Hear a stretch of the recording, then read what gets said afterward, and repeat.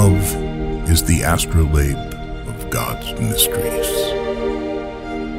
A lover may be drawn to this love or that love, but in the end, love leads us beyond.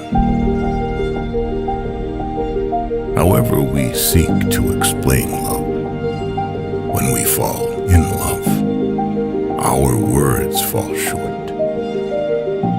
Explanation by the tongue makes most things clear, but love unexplained is clearer.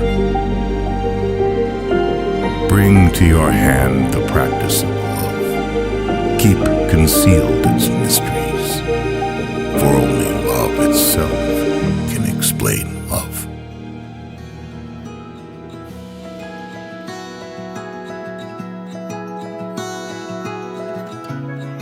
My liefste Lolla, sjoe, ek is so bevoorreg om so 'n wonderlike man soos jy te kon gekry het.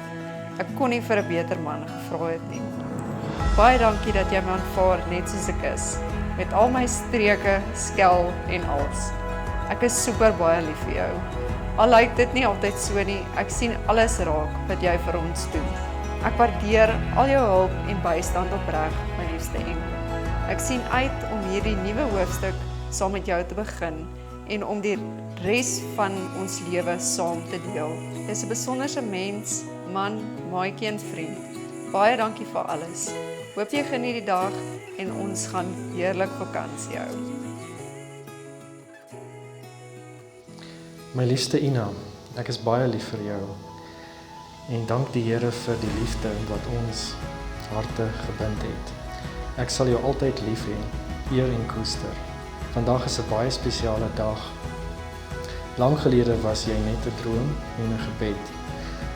Waar daar koue was, het jy warmte gebring. Waar my lewe donker was, het jy lig gebring. Hierdie dag het die Here soos 'n droom laat waar word en my gebed verhoor.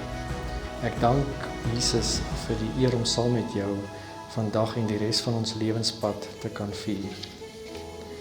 Om te trou met die persoon op wie jy jou hart gerig het, is 'n vreugde wat geen mens in die mens se lewe het nie.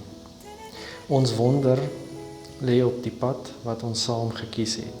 Ek betree hierdie huwelik met jou, wetend dat die ware liefde nie is om verandering te vermy nie, maar om suksesvol te navigeer.